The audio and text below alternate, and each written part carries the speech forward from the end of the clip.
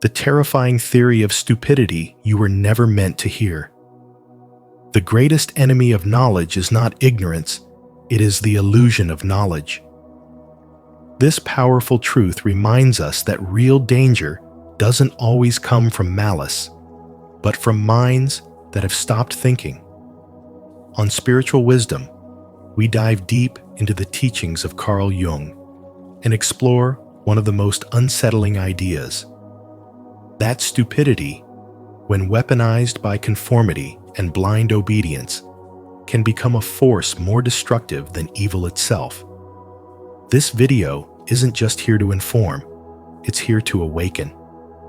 As you listen, ask yourself, am I thinking for myself or simply following what feels safe? Comment below with your thoughts and let us know how you're reclaiming your mind in a world that often asks us to shut it off.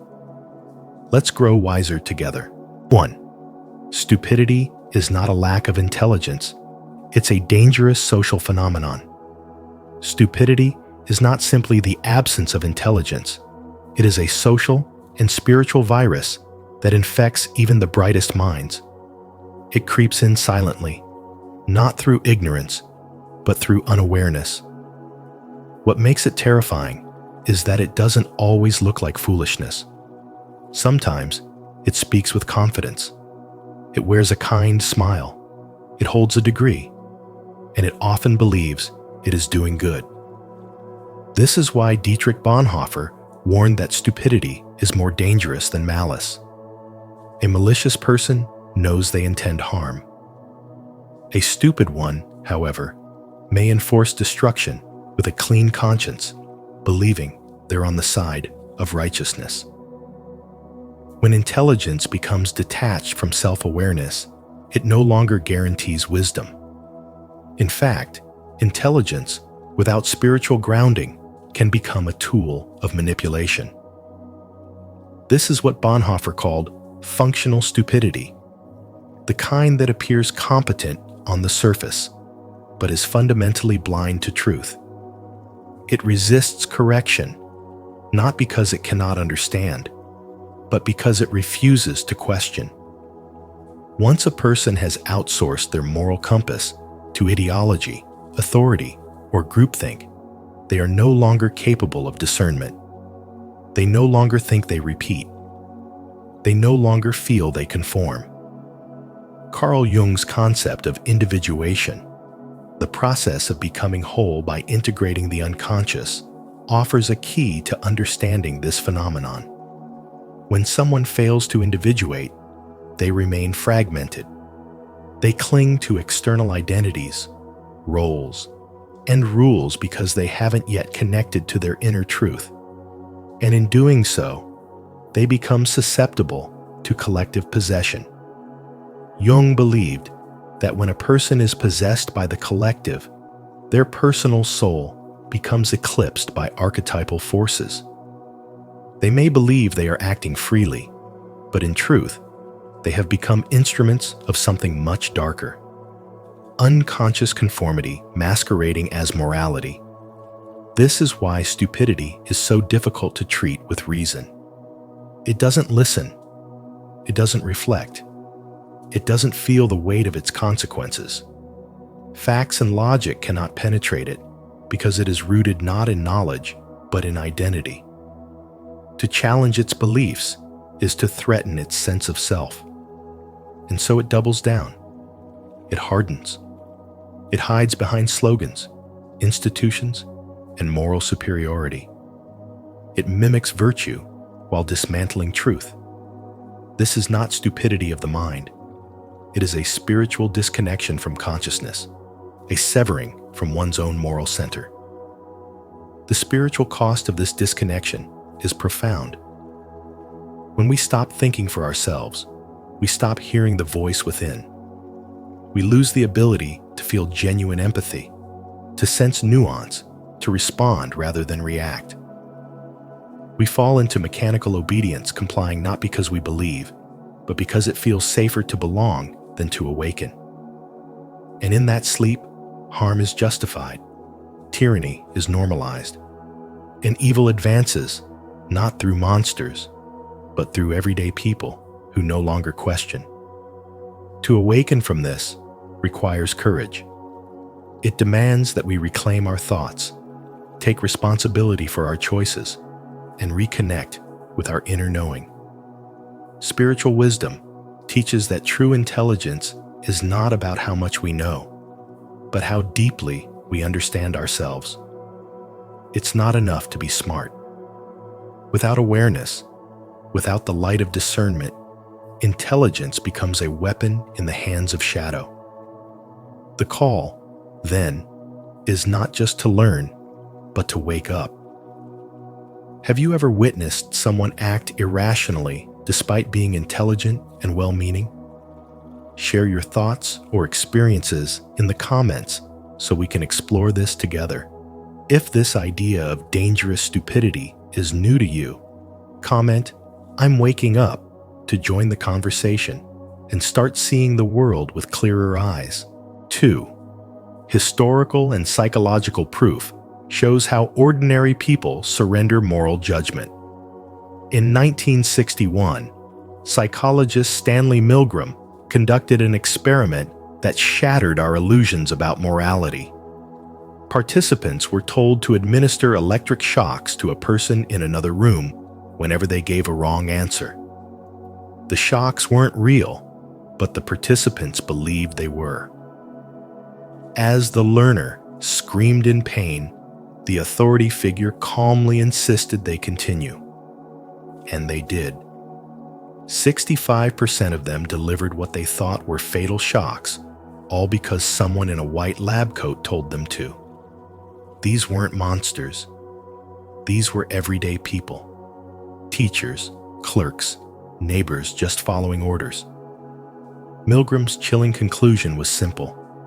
The average person is capable of inflicting great harm, not out of hatred, but because they surrender moral responsibility to authority. They obey, even when it violates their conscience. This is the kind of quiet obedience that erodes the soul. German theologian Dietrich Bonhoeffer saw the same dynamic unfold during the Nazi regime. He wasn't just watching soldiers. He watched intellectuals, religious leaders, even spiritual thinkers all surrender their capacity for critical thought. They weren't stupid in the traditional sense. They were educated, articulate, even wise. But Bonhoeffer identified a far more dangerous force than ignorance. He called it the power of stupidity. Not the absence of intelligence, but the absence of reflection. The absence of moral clarity when it's needed most.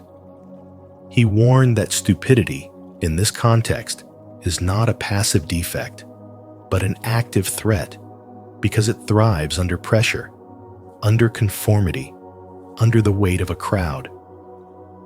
When people stop thinking for themselves, they become instruments of destruction, even if they mean well. And the most terrifying part is they don't even realize it's happening. This isn't just history, it's human nature. It's the reason why spiritual awakening is more important now than ever. Because awakening means reclaiming your inner compass. It means seeing through the illusion of authority, no longer outsourcing your conscience to anyone. No government, no religion, no system. As Carl Jung once said, the most terrifying thing is to accept oneself completely. And that includes accepting our own potential for darkness when we abandon thought, when we blindly obey, when we let go of discernment. Spiritual wisdom teaches us that true awareness doesn't begin with intelligence, it begins with responsibility. The responsibility to stay conscious, especially when it's inconvenient. The responsibility to question, even when everyone else is silent. Because the real danger isn't in the loud voices of tyrants. It's in the quiet surrender of ordinary people who simply stopped thinking. If this insight into human obedience and moral surrender resonated with you, don't forget to like, subscribe, and share your thoughts in the comments below. Let's continue uncovering the hidden forces that shape our choices together. 3. Functional stupidity is systemically reinforced by social, political, and economic pressures. Functional stupidity isn't just a random failure to think it's a system. And this system thrives in the modern world where groupthink is rewarded and deep thinking is punished. Dietrich Bonhoeffer warned that stupidity grows strongest in collective settings. When everyone starts conforming, challenging the norm becomes not just rare, it becomes risky. Carl Jung saw the same danger. He believed that spiritual awakening demands the courage to think for yourself, to look inward, and to resist the masks society forces you to wear. Look around the world doesn't encourage clarity. It encourages noise. Social media, with its endless scroll of slogans and outrage, thrives not on insight, but on reaction. The louder you are, the more attention you get. Political messaging is no better. It's designed to trigger, not to teach. In the workplace, exhaustion is glorified. People push through burnout, believing that being constantly busy is a sign of value. But fatigue doesn't make you sharper. It makes you compliant. When your body is tired and your mind is overwhelmed, the first thing you surrender is your critical thinking. You default to doing what's expected, not what's right. There's a story that echoes in countless offices and homes. A woman named Rachel worked for a fast-moving tech company. She was sharp, intuitive, and always asked questions that cut through the surface. But instead of being valued, her questions were labeled as disruptive. "Stop thinking so much," her manager said. "Just follow the playbook." Eventually, Rachel stopped questioning. She learned to blend in. She was promoted, praised for being efficient, but deep inside, she felt like she had betrayed herself. That's how functional stupidity works. It teaches you that success comes from silence, not insight. Carl Jung warned against this inner betrayal. When you stop thinking critically, you disconnect from your true self. You become a persona, a mask created to survive in a world that doesn't want your depth. But survival isn't the goal. Wholeness is. Jung believed that the path to transformation wasn't about pleasing the external world. It was about integrating your inner one. When you suppress your doubts, your voice, your clarity, you don't just lose your thoughts, you lose your soul. The modern world profits off your confusion. Emotional reactivity is more marketable than calm wisdom. Fear sells, outrage spreads, and in that chaos, spiritual wisdom becomes rare. People scroll, click, repeat, but they rarely reflect. They accept what feels familiar. They mimic what sounds loud. They stop asking if any of it makes sense. And slowly, functional stupidity becomes a culture one that feels normal, even when it's deeply destructive. But you are not here to fit in. You are here to wake up, to protect your clarity like a sacred flame, to step back from the noise and ask, is this truly my belief or just my programming? Because once you start thinking for yourself again, once you choose awareness over autopilot, you begin to reclaim not just your intelligence, but your integrity. And that is where real power lives. Have you ever caught yourself going along with something just because it was easier than questioning it? If so, you're not alone. Comment below. I choose to think, to break the cycle of conformity and reclaim your critical mind. Let's awaken together. 4. Modern algorithms exploit human psychology to deepen willful ignorance. Modern algorithms are no longer just tools of convenience. They are invisible architects of our thoughts. Social media platforms are designed to feed the mind what keeps it emotionally hooked, not what brings clarity. And what captures attention fastest? Anger, fear, and outrage. These systems are not interested in truth. They're engineered to exploit emotion. Content that provokes a strong reaction spreads further and faster, meaning the truth is often buried under a mountain of emotionally charged misinformation. The more something triggers you, the more likely you are to engage. And that's exactly what these platforms want. Emotional manipulation has become the currency of the digital world, while reason and reflection fall to the margins. Over time, people are pushed deeper into echo chambers where they are constantly shown what they already believe. These bubbles feel comforting, but they are intellectually suffocating. Every click, like, and scroll tightens the circle of belief, making critical thinking feel like betrayal. Questioning becomes uncomfortable. Disagreement feels dangerous. This psychological trap aligns with Carl Jung's concept of projection. We begin to cast our shadows onto others and see enemies where there are none. What once were opportunities for dialogue now become battlegrounds of identity. Without spiritual wisdom, people lose their ability to pause, to think, and to empathize.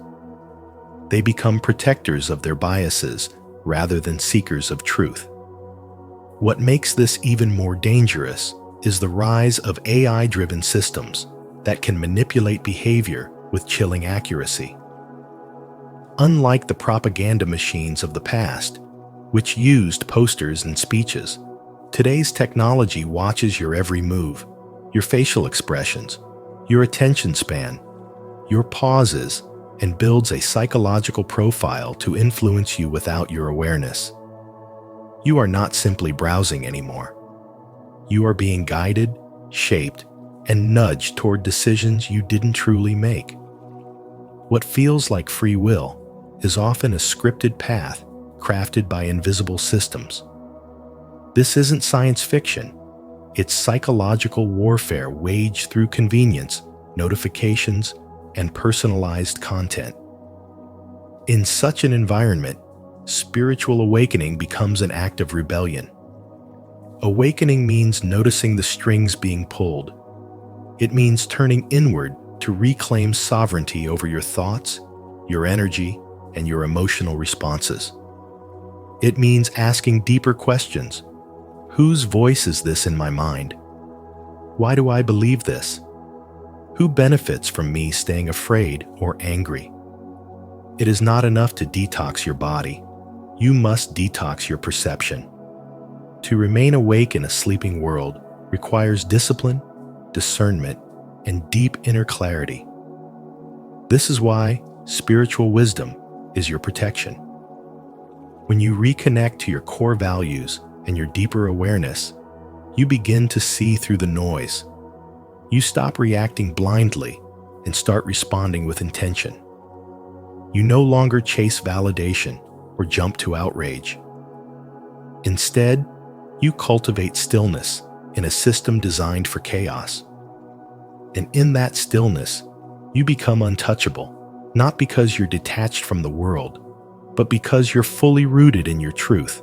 Don't forget to subscribe for more insights on how modern technology is shaping our minds and what you can do to stay awake in an age of manipulation. 5.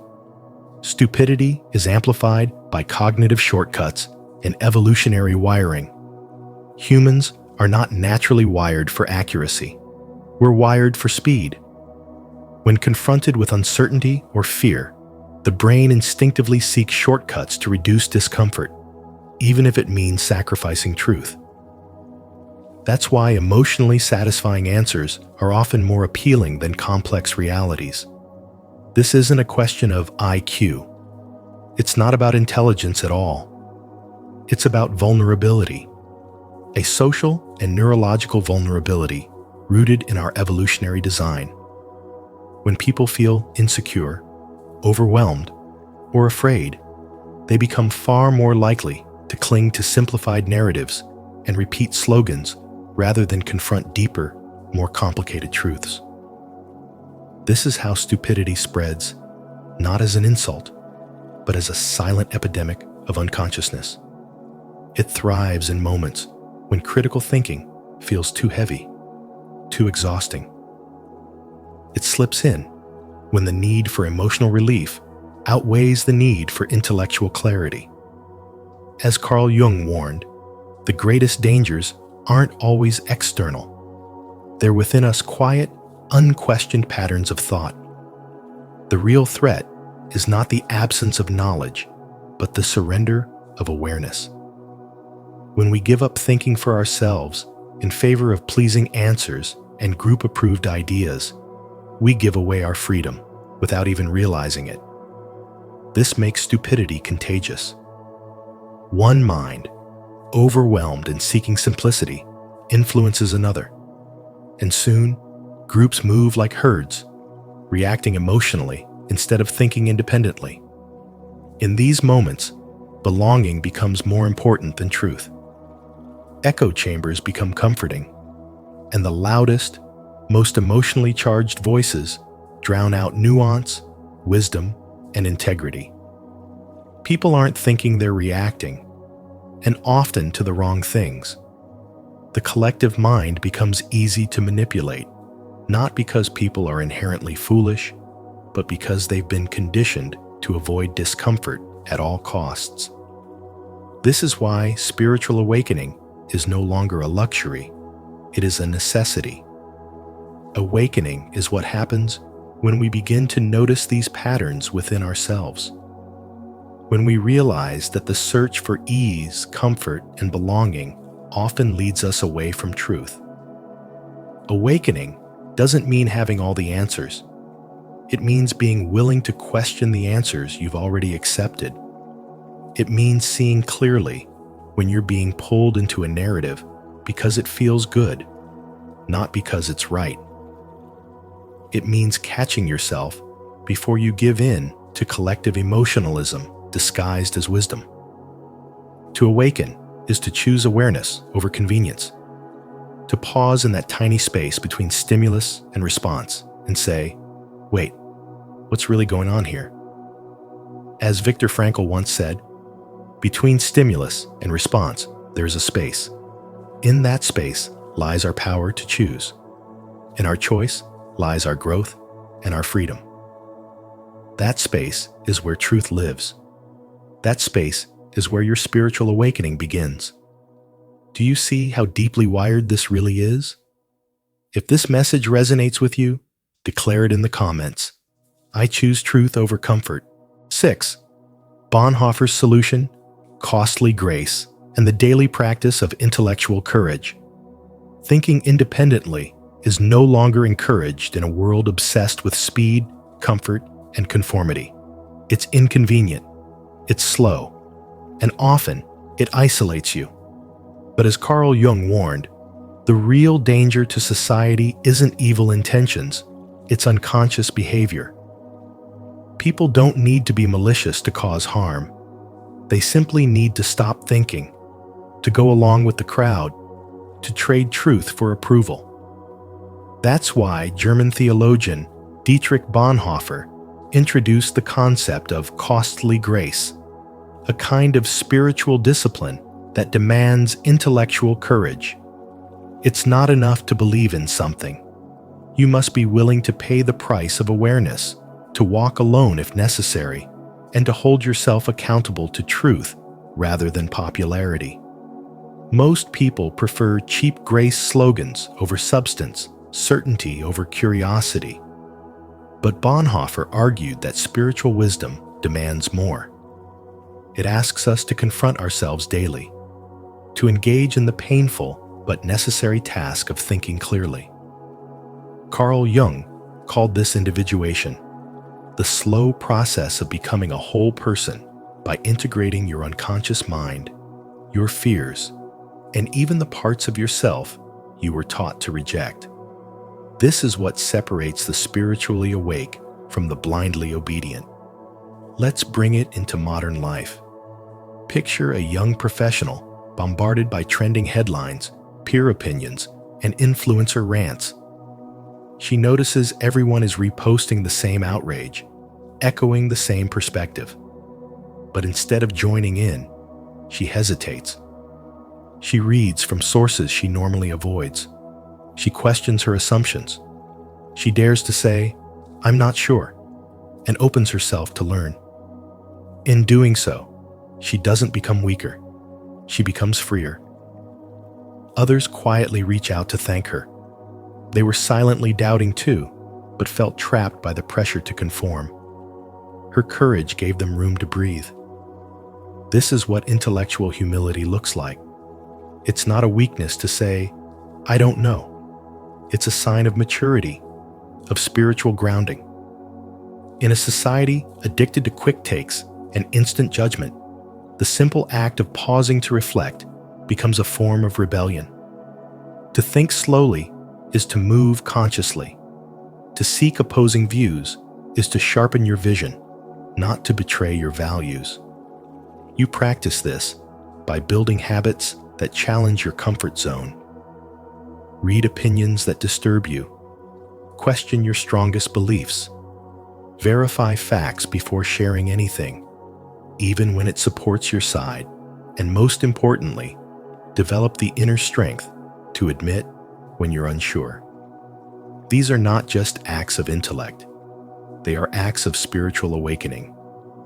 Carl Jung reminds us that what we fail to face internally, we project externally. So if we don't examine our thinking, our shadows end up controlling us.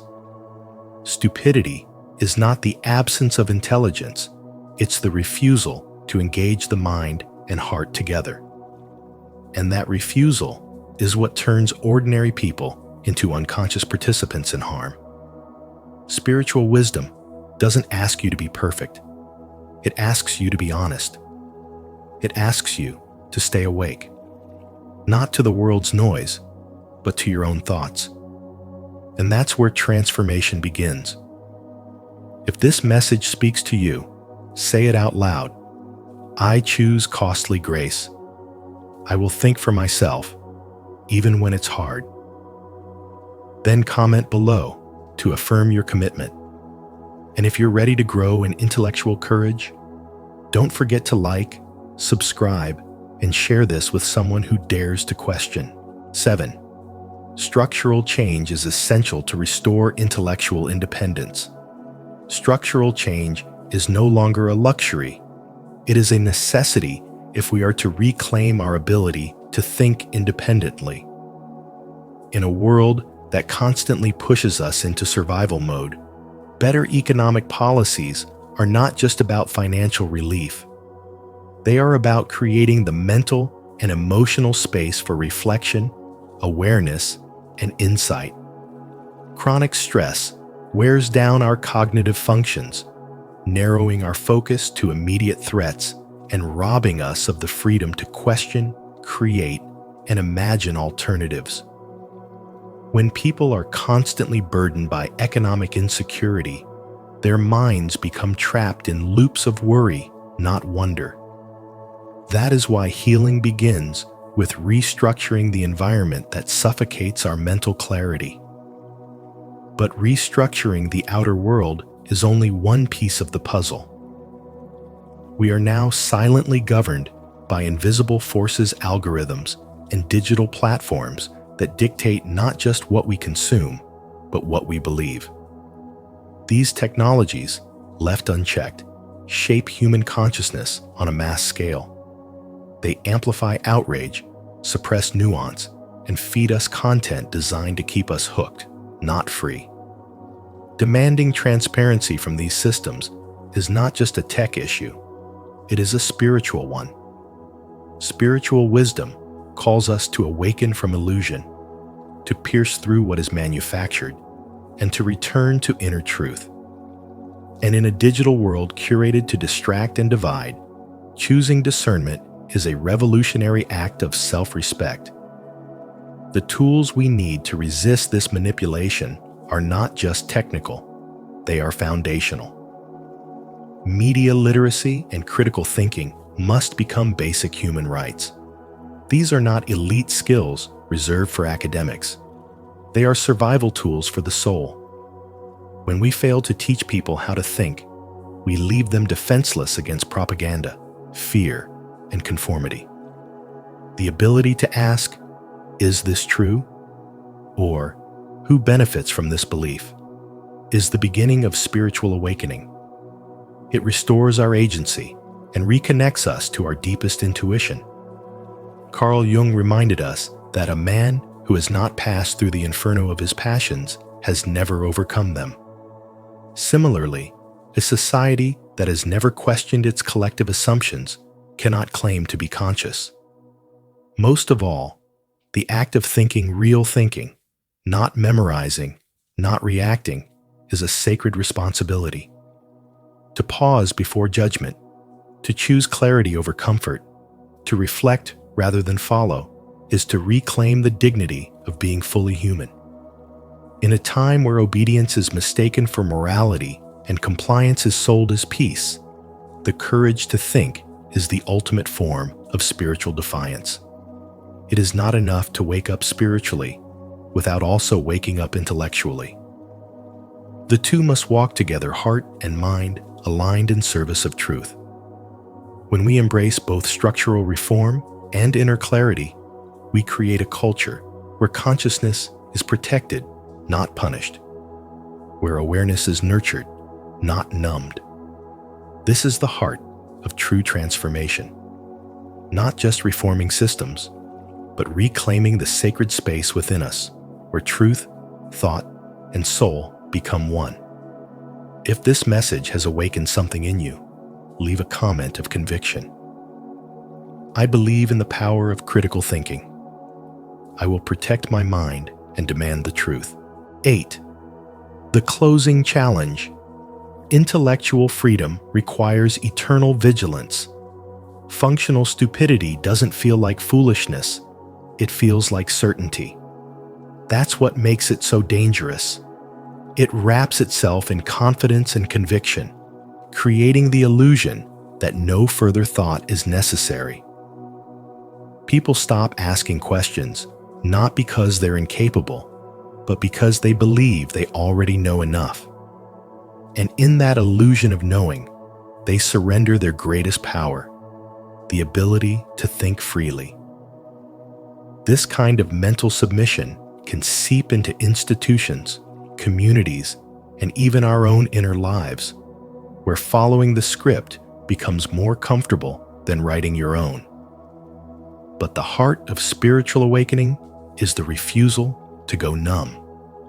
It is the inner fire that says, stay awake, even when it hurts.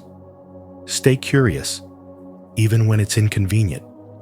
Stay questioning, even when the answers make you an outsider. Because awakening isn't about having all the answers. It's about not abandoning the questions. It's choosing awareness over agreement, insight over instruction, and presence over passive acceptance.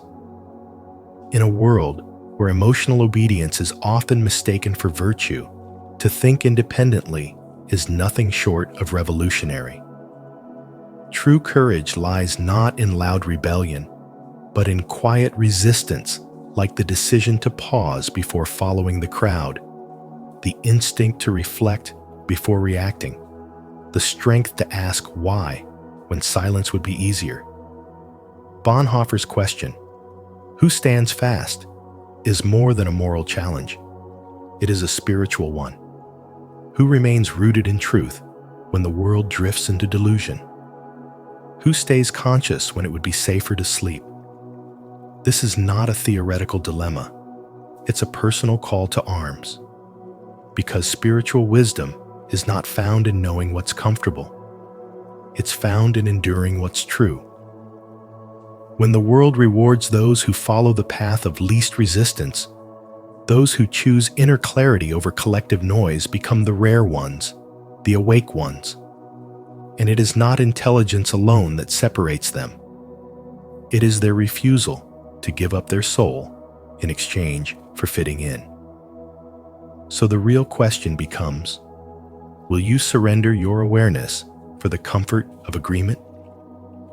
Or will you carry the weight of consciousness, even when it costs you certainty? In the end, awakening isn't a moment. It's a decision.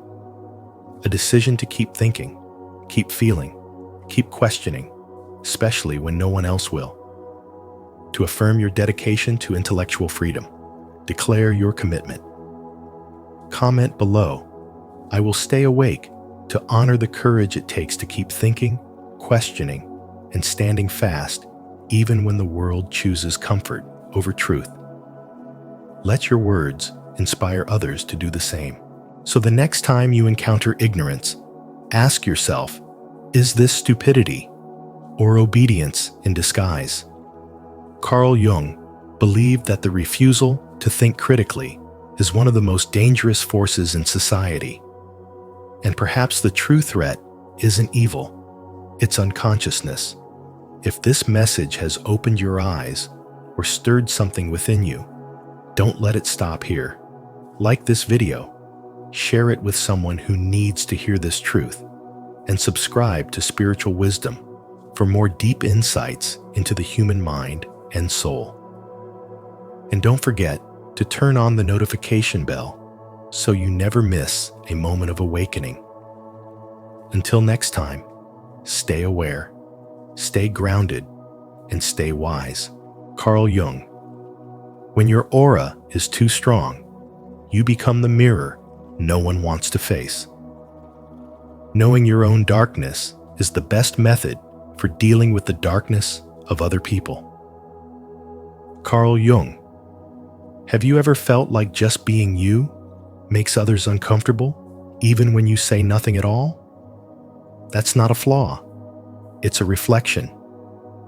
In this video from Spiritual Wisdom, we'll explore why your aura might be so powerful that it acts as a mirror, revealing what others are trying to avoid within themselves. Carl Jung believed that the unconscious speaks louder than words, and when your energy is strong, it confronts people with their own hidden truths. As you listen, ask yourself, have you ever been misunderstood simply because you couldn't dim your light? Share your story in the comments. Your truth might just help someone else embrace theirs. 1. Carl Jung and the power of unconscious projection. Carl Jung believed that the unconscious isn't a passive force. It's a mirror that reflects what we refuse to see in ourselves. When people carry unresolved wounds, unhealed pain, or denied emotions, they unconsciously project those inner conflicts onto others. This is why someone who has cultivated deep presence, healing, and spiritual wisdom often becomes a walking trigger. Their energy doesn't just fill a room, it exposes what others have buried. When your aura is strong, grounded, and authentic, it threatens the illusions others live within. They don't see your light as inspiration. They experience it as confrontation. Your calm energy disturbs their chaos. Your quiet self-assurance unsettles their insecurities. Without speaking a word, your aura becomes a silent challenge to their denial. And that's when you stop being just a person in their eyes. You become a mirror they never asked to face. You'll notice it in the way people react. The silence when you walk in. The sudden discomfort. The passive aggression. Or the subtle withdrawal. It's not because you did anything wrong. It's because your presence makes what they're hiding feel impossible to ignore. And in those moments, spiritual wisdom calls you to remember. Don't shrink to ease someone else's avoidance. Don't dim just because your light is too bright for those still living in shadow. This is the path of awakening that Jung spoke of. The turning inward, the embracing of your truth, the integration of your shadow. He wrote, "Your vision will become clear only when you look into your heart. Who looks outside, dreams. Who looks inside, awakens. And when you've looked inside long enough, your aura begins to speak a language of its own. It speaks of resilience, of clarity, of a frequency that no longer entertains illusion. It vibrates with the power of someone who has seen darkness and chosen to embody light. There will be those who misunderstand this energy, who call you intimidating, too intense, too much. But that's only because they can't see clearly through their projections. The truth is, your presence is a gift, a living, breathing invitation for others to awaken if they're ready. And if they're not, that's not your burden to carry. Because those who are ready will feel your energy not as a threat, but as a homecoming.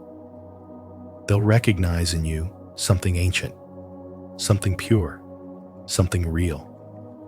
They won't flinch when they see their reflection in your presence. They'll lean in, they'll stay. And in that space, transformation begins. So let the energy speak. Let the aura guide. And let your spiritual wisdom become the quiet revolution that awakens others not by force, but by simply being what they didn't know they were longing to remember. Do you feel the truth in this message? If you do, let it be known. Comment below. I choose inner clarity over projection. 2. Signs you've become a mirror. People avoid your eyes, not because you're threatening, but because they sense something in you they can't quite explain. It's not fear, it's recognition. A part of them sees the truth in you and realizes it can no longer hide. That's the silent power of your aura. You've become a mirror, and mirrors reveal everything. You don't just walk into a room, you shift the frequency. Without saying a word, your presence awakens what others have spent years suppressing. That's why the energy changes when you arrive. Some people open up like they've known you forever. Others shrink back or disappear entirely. It's not about you being too much. It's about your energy being too honest. They call you intense, serious, or overwhelming because they feel seen. Your silence is louder than their noise. Your stillness disrupts their chaos. And your light? It exposes the shadows they've worked hard to deny. This isn't about being liked. It's about resonance. You don't entertain shallow spaces because your soul no longer fits into small talk or surface-level masks. You've grown into something deeper, something clearer. And in that clarity, you reflect the truth back to people who may not be ready for it. When you become the mirror, you stop seeking validation. You stop bending to be digestible. You stop dimming your frequency just to make others comfortable. Instead, you become the one who triggers awakening. Your aura becomes an invitation for others to meet themselves raw, unfiltered, and unmasked.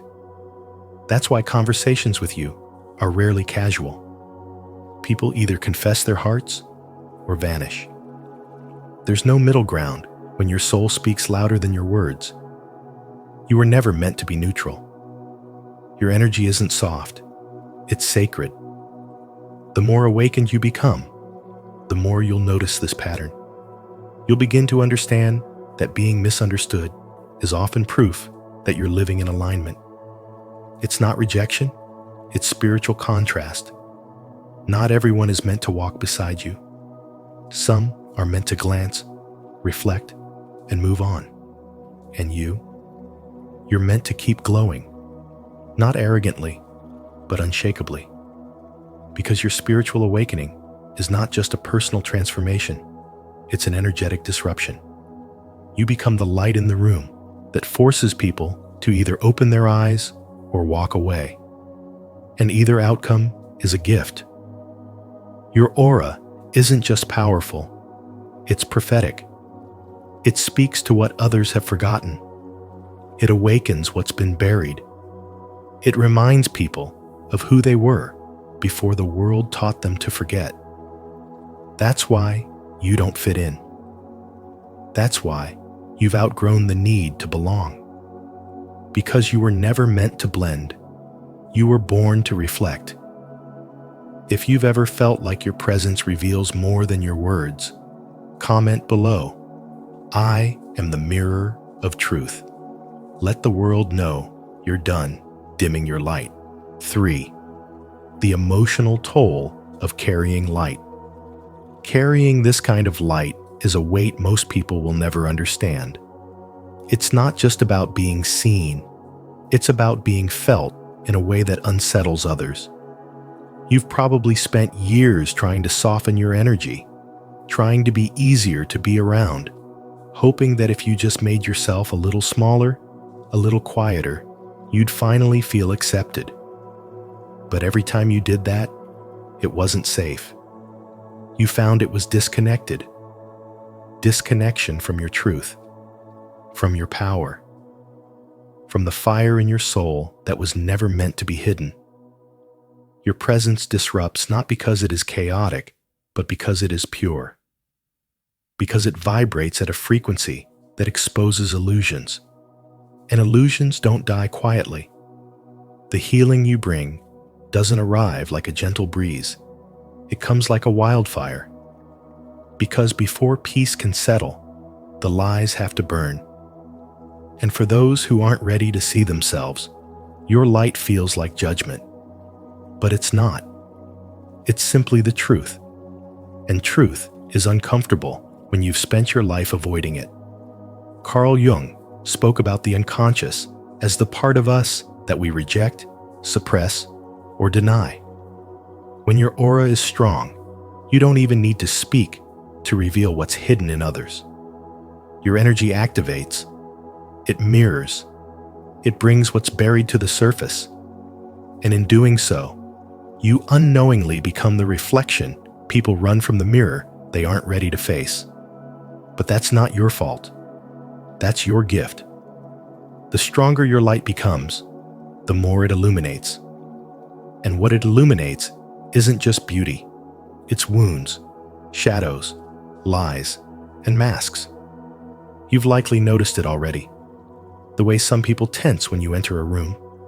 How conversations suddenly shift, where silence falls like a curtain. You've seen the subtle envy, the fear masked as criticism, the discomfort masked as distance. And maybe it's made you question yourself again.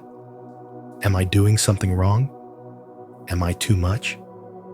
Number. You're just too real for a world still addicted to pretending. There's a kind of loneliness that comes with this path. The kind where you're surrounded by people but still feel unseen. The kind where your wisdom is misunderstood, your compassion mistaken for intensity, and your silence mistaken for arrogance. But in truth, you're just carrying something they don't yet have the capacity to hold. This is not a weakness. This is what Carl Jung would call individuation, the process of becoming your true self by integrating all parts of you, light and shadow, clarity and pain. And when you begin to walk that path, your aura changes. It stops adapting. It starts commanding. You no longer seek validation because your spirit knows who it is.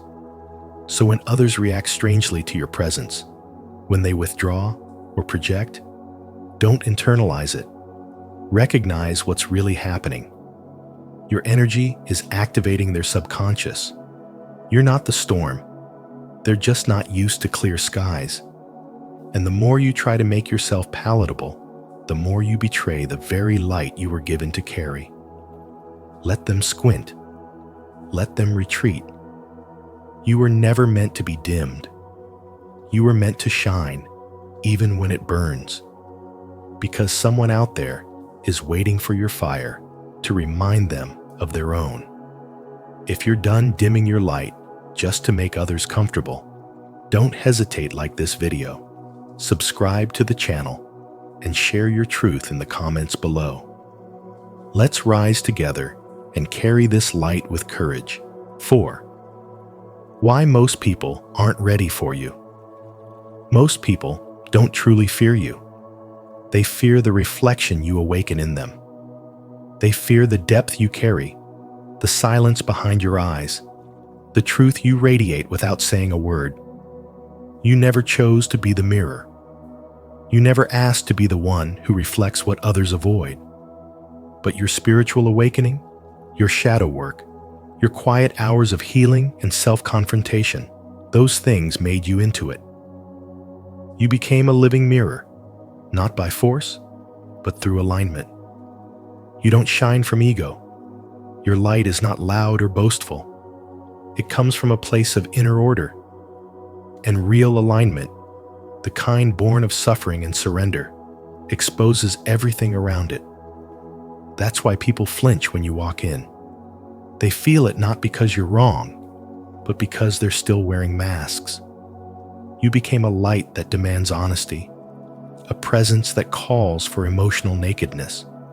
And for most, that's too much. Carl Jung once said, "Everything that irritates us about others can lead us to an understanding of ourselves." That's what your aura does. It doesn't just enter the room, it activates something. It disrupts comfort zones. It surfaces emotions people worked hard to bury.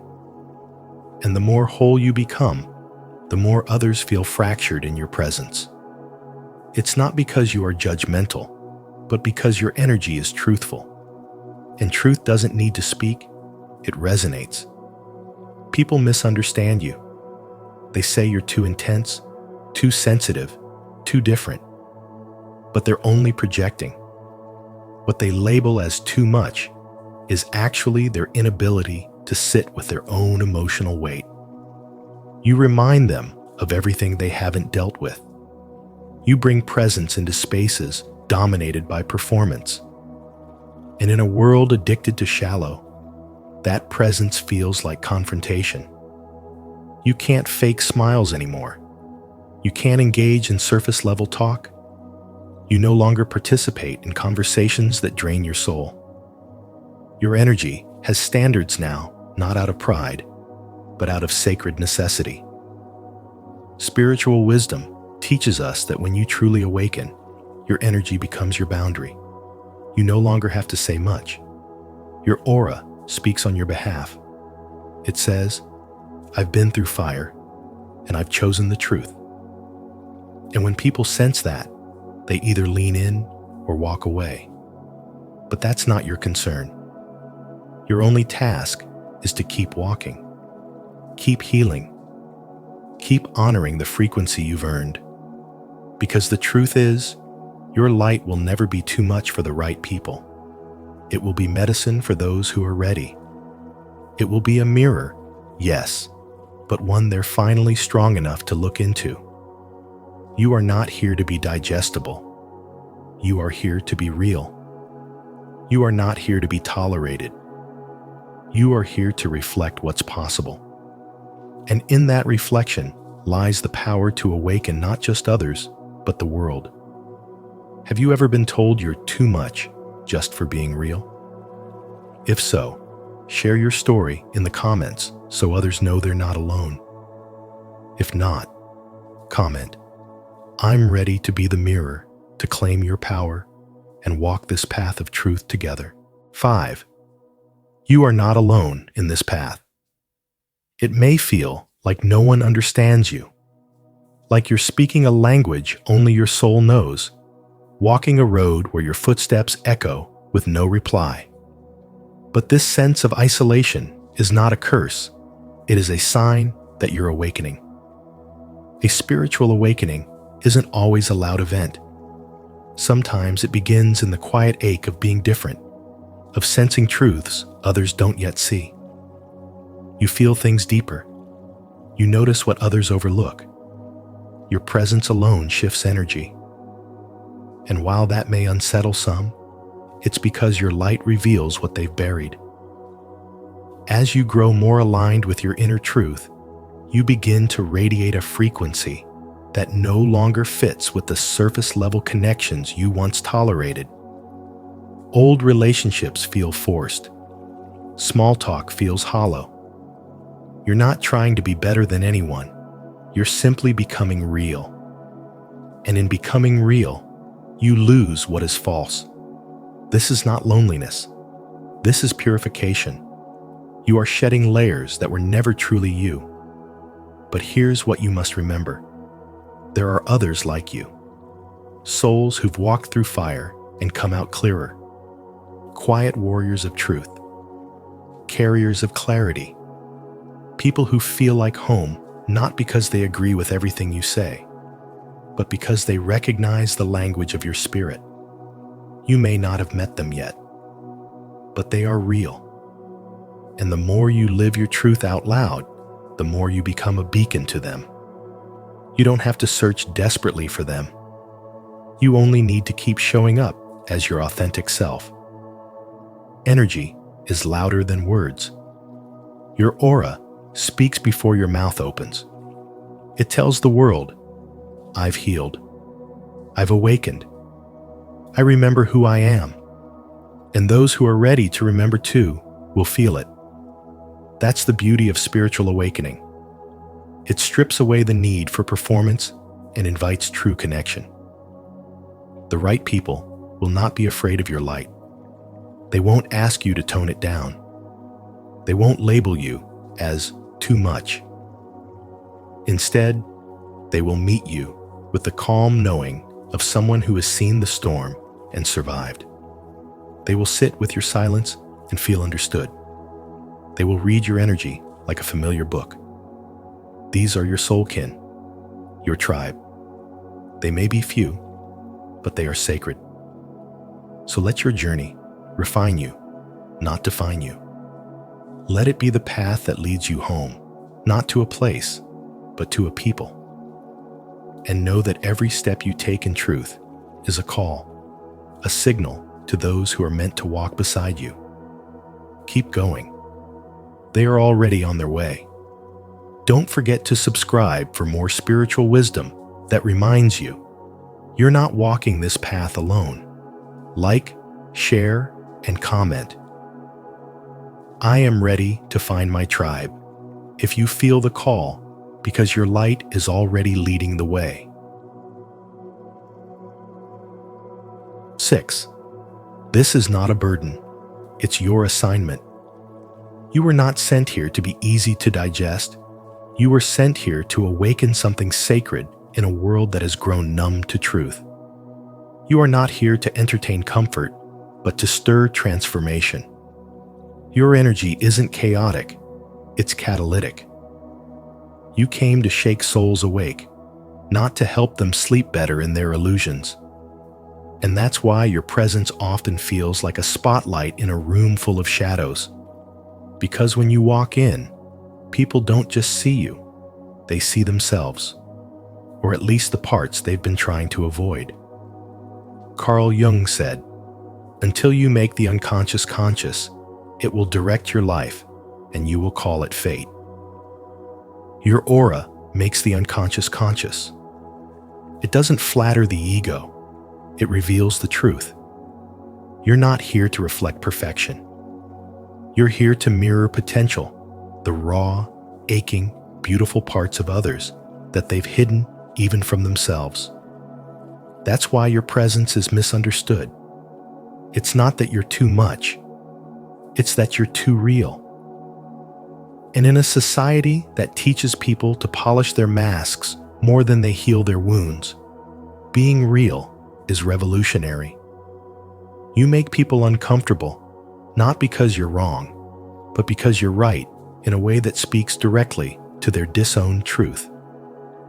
Your silence unsettles those who rely on noise to distract themselves. Your kindness reveals the harshness in those who've normalized cruelty. Your clarity makes the fog around others more apparent. That's the price of authenticity. But it's also the power of it. There's a woman who used to tell her truth softly, but each time she did, the room would fall quiet. Not out of admiration, but resistance. She began to doubt herself, until she realized the silence wasn't rejection, it was recognition. Her light spoke a language their shadows understood and feared. She wasn't exposing them. She was revealing what they already knew and couldn't ignore any longer. Carl Jung didn't call it aura, but he spoke of presence, the unconscious field of energy we carry. And yours is strong because you've done the inner work. You've sat with pain. You've faced the mirror. You've dared to be awake while others were dreaming. And that spiritual wisdom is etched into your energy now. It radiates before you speak. It lingers after you leave. People don't always know how to name what you carry, but they feel it. And those who aren't ready to meet themselves will retreat from you. That is not your failure. That is your sign. You weren't meant to be everyone's comfort. You were meant to be someone's calling, someone's catalyst, someone's wake-up call. So when the world tries to convince you to shrink, to soften your edges, to speak less truth, remember this: your aura is not too much. It's exactly what it needs to be. You're not a burden. You're an answer. You're not noise. You're a frequency. And your existence isn't a mistake. It's a message. If this message speaks to your soul, say it out loud. This is not a burden. This is my divine assignment. I accept it with courage and clarity. And if you feel it, subscribe, and share this with someone who carries light too. 7. What Carl Jung would say to you today. Jung would say that the journey of individuation, the path to becoming whole, is not a comfortable one. It strips away illusions, demands solitude, and calls for the kind of courage most people avoid their whole lives. But for those who walk it, it awakens a power that can't be faked or hidden. Your aura becomes sharper, clearer, and more alive. It doesn't whisper. It speaks truth in a world addicted to denial. And that alone is enough to unsettle the people around you. The moment your energy enters a space, something shifts. Not because you try to be noticed, but because your very presence mirrors back what others don't want to face in themselves. That's what Jung meant when he said, "One does not become enlightened by imagining figures of light, but by making the darkness conscious." Your aura doesn't just shine, it exposes. It reflects everything others are still trying to suppress. And that reflection? It's powerful. It's spiritual wisdom in motion. You're not misunderstood because you're broken. You're misunderstood because you're awake. And the world, still half asleep, can't process someone who doesn't play by the rules of self-abandonment. Most people have spent their whole lives building walls around their pain. But you walked through the fire, embraced your shadow, and came out with light in your eyes and truth in your bones. That kind of presence cannot be ignored, and it shouldn't be. When someone is triggered by you, it's not really about you. It's what you activate within them. Your aura speaks before you do. It says, "Here is someone who cannot be manipulated. Here is someone who sees too clearly." And for those who live behind masks, that's terrifying. You become a mirror they didn't ask for, but now can't escape. The stronger your energy becomes, the less room there is for pretense. And so, some will drift away. But don't mistake their discomfort as rejection. It's your authenticity doing what it's meant to do. It takes strength to carry that kind of energy. And it takes discipline to not shrink it for the comfort of others. You weren't made to fit in. You were made to wake people up. And even when they don't say it, even when they pull away, Your reflection has already started something deep within them. That's the invisible work your soul does quietly, unshakably, without apology. So if you feel too intense, too aware, too sensitive, or simply too different, remember, you are not too much. You are simply too awake for those still sleeping. Let them sleep. Your job is not too dim. Your job is to stand tall and reflect. Say it with me now. I am the mirror. I reflect truth. I no longer apologize for my energy. Thank you for walking this journey of insight and reflection with us. Remember, if your presence feels like too much for others, it's often because your light is revealing what they haven't faced within themselves. As Carl Jung reminded us, until you make the unconscious conscious, it will direct your life and you will call it fate. So keep shining unapologetically, courageously, and truthfully. If this message spoke to your soul, don't forget to like this video, share it with someone who needs to hear it, and subscribe to Spiritual Wisdom for more content that awakens, empowers, and inspires. And be sure to turn on the notification bell so you never miss a moment of clarity on your path.